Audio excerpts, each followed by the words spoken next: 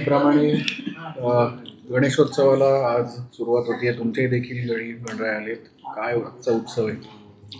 नाही, हा एक खूप वर्षभर आपण आतुरतेने ज्याची वाट पाहतो तोच आजचा हा दिवस असतो की बाप्पाचं घरी आगमन होतं आणि एक मंगलमय आणि खूप भावनिक आजचं हे सगळं वातावरण असतं की 10 दिवस बाप्पा आता घरात असणार आहेत. आणि त्यामुळे एक गणपती बाप्पा म्हणजे खरं तर विघ्नहर्ता, संकट दूर करणारा देवता. आणि म्हणून मग प्रत्येक घरातच एक वातावरण असतं. आणि त्यासोबतच खरं तर ज्या पुण्यामध्ये आज आपण पाहतो की सार्वजनिक गणेश उत्सवाला सुरुवात झाली, तोही उत्सव पुढच्या 10 दिवस या शहरामध्ये आता देशभरामध्ये भाविक इथे येतात, दर्शनाला येतात. इथल्या मिरवणुकीचं एक वेगळं आकर्षण असतं, त्याच्याबद्दल एक श्रद्धासुद्धा आहे.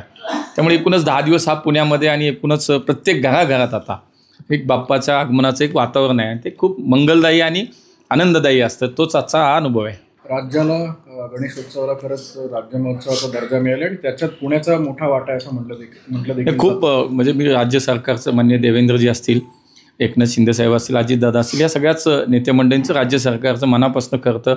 त्यांचं अभिनंदन करतो, धन्यवादही देतो की राज्य सरकार हे आपल्या उत्सव, सण, परंपरा याला निश्चितपणे एका बाजूला आपण आपलं राज्य हे देशात सर्वाधिक विकासाच्या दृष्टीनं वेगानं वाटचाल करणारं राज्य तर आहेच, पण दुसऱ्या बाजूला सुद्धा ही परंपरा, संस्कृती, आमच्या या महापुरुषांच्या सुद्धा काही ज्या ह्या आहेत, स्मृती आहेत, ह्या जतन करण्याचं कामसुद्धा राज्य सरकार खूप चांगल्या प्रकारे करते. आणि म्हणून गणेश उत्सवाला राज्य सरकारनं जो काही आज याचा दर्जा दिला आहे, राज्याच्या उत्सवाचा दर्जा दिला, तो खूप कौतुकास्पद आहे आणि मनापासून प्रत्येक महाराष्ट्रातल्या प्रत्येक मराठी माणसाला तो आनंद देणार आहे.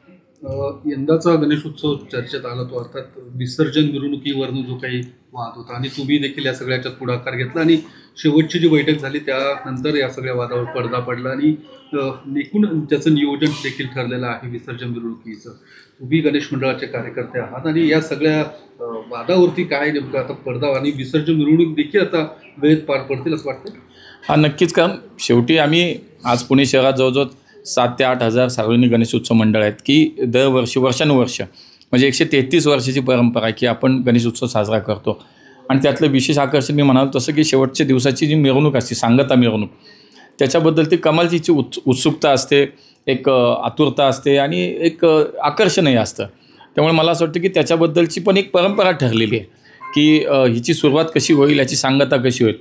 ठीक आहे, थोडंसं आम्ही सगळे गणेशोत्सव मंडळाच्या कार्यकर्ते ज्यात शेवटी मी मागे म्हणाल की आम्ही एका परिवारातले सदस्य आहोत. सगळे गणेश उत्सव आमचा परिवार आहे आणि त्यातले आम्ही सगळे कार्यकर्ते आहोत. त्यामुळे शेवटी कुठंतरी 2 विचार वेगवेगळे सुरू झाले होते, चर्चा सुरू झाल्या होत्या.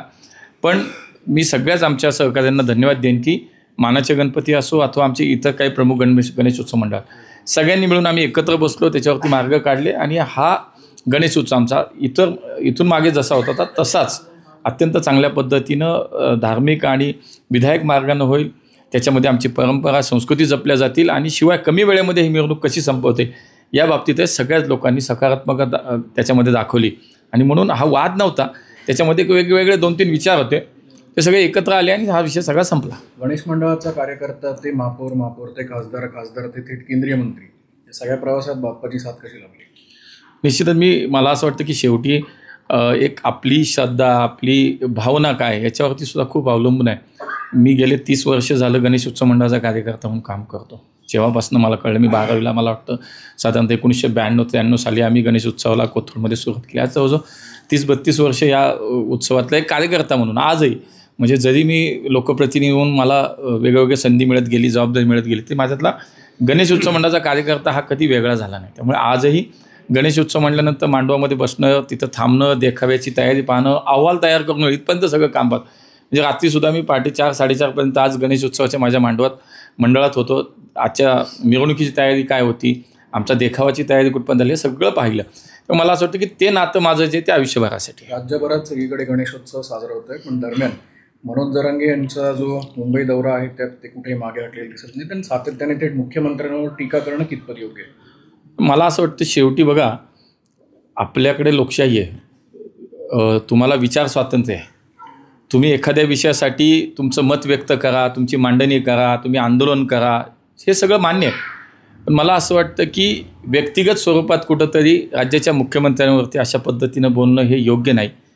माननीय जरांगे पाटलांना माझी विनंती राहील की आपण थोडा संयम बाळगला पाहिजे. आज अशा माणसाबद्दल आपण बोलतो की ज्या माणसानं गेल्या 40-50 वर्षात, म्हणजे मराठा समाजाला आरक्षण देण्याची मागणी आज नाही आहे, गेल्या 40-50 वर्ष आहे. आणि ज्या माणसांनी पहिल्यांदा मराठा समाजाला आरक्षण दिले ते देवेंद्र फडणवीस या राज्याचे मुख्यमंत्री होते. आणि त्यानंतर सातत्याने त्यासाठी त्यांनी प्रामाणिक प्रयत्न केले. त्यांनी आरक्षण उच्च न्यायालयात त्यांचे सरकार असताना टिकवलं. नंतर राज्यामध्ये महाविकास आघाडीचं सरकार आलं, त्यामुळे सर्वोच्च न्यायालयात त्या आपल्याला आरक्षण गमवावं लागलं. पण आज पुन्हा माननीय देवेंद्रजी असतील, त्यांचं सर्व सहकारी असतील, हे राज्याचं सरकार आहे, हे अत्यंत प्रामाणिकपणे मराठा समाजाला आरक्षण देण्यासाठी कटिबद्ध आहेत, प्रयत्नशील आहेत आणि तेच सरकार देऊ शकतं. इथून मागं ज्यांनी वर्षानुवर्ष सत्ता भोगली या राज्यामध्ये त्यांनी कोणालाच काय करता नाही, त्याच्याबद्दल मात्र आपण कोणी बोलत नाही. पण जो व्यक्ती प्रामाणिकपणे काम करतो त्याच्याबद्दल व्यक्तिगत पातळीवर जाणं हे योग्य वाटत नाही. मला असं वाटतं एक दुर्दैव आहे. त्यामुळे तुम्हाला लोकशाहीने अधिकार दिला, तुम्ही आंदोलन करा, तुमचे विचार मांडा, मागणी करा, पण राज्याचे प्रमुख आहेत, आज ते कुटुंब प्रमुख या राज्याचे आहेत. शेवटी ते मराठा समाजाच्या आरक्षणासाठी सातत्यानं ते स्वतः सकारात्मक आहेत, प्रयत्न करतात. सारथीसारख्या संस्थेला चालना देण्याचं काम त्यांनी केलं. आज इतकं मोठ्या प्रमाणात सातत्यानं या आंदोलनाचं, आरक्षणाचा सरकार म्हणून एकदम सकारात्मक त्याच्यामध्ये त्यांचं काम सगळं सुरू आहे.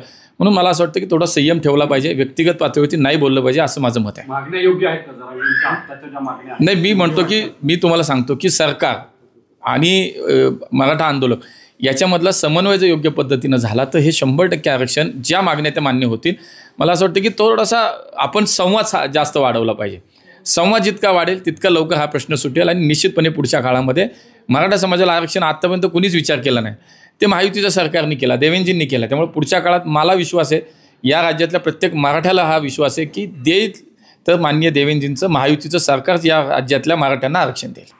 प्रभाग रचनेवरून सध्या मोठा वाद होताना दिसतोय आणि भाजपने त्यांच्या सोयीनुसार ही सगळी प्रभाग रचना करून घेतली. तुमचे मित्र पक्ष जे आहेत त्यांची देखील यावरती नाराजी होते आणि कुठेतरी त्यांची देखील कोंडी करण्याचा प्रयत्न या सगळ्या असं नाही आहे. शेवटी बघा, हा अधिकार कुठल्या पक्षाचा नाही किंवा राज्यकर्त्यांचा नाही प्रभाग रचना करणं. हा निवडणूक आयोग स्वतंत्र एक स्वायत्त संस्था आहे, तेव्हा निवडणूक आयोगाचं हे काम आहे, निवडणूक आयोग ते करत असतं. आणि मला असं वाटतं की जेव्हा एकदा प्रभाग झाल्यानंतर काय माहिती आहे का, आज राज्यात महायुतीचं सरकार आहे, देशात माननीय मोदीजींचं सरकार आहे आणि मागच्या 5-6 वर्षात जे काही राज्यामध्ये पुण्यामध्ये सुद्धा आम्ही महापालिका म्हणून जे काय काम केलं, मला असं वाटतं की कुठंतरी ती असुरक्षिततेची भावना विरोधकांमध्ये असेल, त्यामुळे कदाचित असे आरोप होत असतील. पण आमचे मित्रपक्षांना आम्ही हे पूर्णपणे आम्ही एका लाईनवरती काम करतो आहे. आमचं सगळ्यांचं याच्याबद्दल कुठेही दुमत नाही, त्यामुळे आम्ही सगळे सोबत आहोत आणि पुन्हा एकदा महायुती म्हणून आम्ही या पुणेकरांचा विश्वास आम्ही संपादन करू आणि पुण्यामध्ये निश्चितपणे महायुतीची सत्ता. शेवटचा प्रश्न, पुरंदर विमानतळाबद्दलच्या लँड ॲक्विजिशनचं काही धोरणं तयार झालेली आहेत का आणि कधीपासून याला सुरुवात होणार? नाही, हा सर्वस्वी विषय राज्य सरकारचा आहे. कारण देशामध्ये कुठेही विमानतळ करायचं असेल तर ती जबाबदारी राज्य सरकारची असते, पहिली जागा मिळवून देण्याची. आणि त्यामुळे पुरंदरच्या विमानतळासाठी खूप वेगाने हालचाली सुरू आहेत. तिथल्या जे काही भूमिपुत्र आहेत, जे शेतकरी आहेत, त्यांना न्याय देण्याचं काम निश्चितपणे राज्य सरकार करते. त्यांच्यावर कुठेही अन्याय होणार नाही. आणि त्यामुळे पुरंदरच्या भूसंपादनासाठी काही अधिकाऱ्यांची नेमणूक केली गेली आहे. तिथले झोन, मला वाटतं इंडस्ट्रियल झोनमध्ये सुद्धा त्याचं, त्या भागाचं, त्या जी जमीन घ्यायची त्याचं रूपांतर करण्यात आले. बरंच काही कार्यवाही आता चालू आहे आणि मला असं वाटतं वेगानं ती प्रक्रिया सुरू आहे. त्यामुळे पुणेकरांसाठी, पश्चिम महाराष्ट्रासाठी नवी मुंबईचं विमानतळ लवकर सुरू होते आणि पुढच्या काळामध्ये पुणे विमानतळाचं एक्सपान्शन होतं आणि त्याच्यामध्ये पुरंदरसारखं एक मोठं विमानतळ आंतरराष्ट्रीय दर्जाचं पुण्यामध्ये. त्यामुळे पुढच्या काही काळामध्ये खूप चांगला प्रकारचा या क्षेत्रामधला विकास आपल्याला पाहायला मिळेल आणि नागरिकांची सोय होईल. एक खासदार म्हणून प्रश्न आहे, सिंहगड रोडच्या वाहतूक कोंडीबद्दल सातत्याने बोललं जाते, मात्र तिथल्या उड्डाणपुलाचं लोकार्पण होत नाहीये अशी स्थानिकांची तक्रार आहे. नाही, मला असं वाटतं, मी माननीय 2-3 दिवसापूर्वी आयुक्तांशी बोललो आहे, किरकोळ काही कामं राहिलीत असं त्यांचं म्हणणं आहे. त्यामुळे ते झाल्यानंतर तोही पूल खुला केला जाईल. त्याच्या अगोदरचा सिंहगड रस्त्याचा पूल हा खुला झाला. आता सन सिटी ते कर्वेनगरचं या नदीवरच्या पुलाचं काम चालू आहे, तो काही दिवसानंतर तो चालू होईल.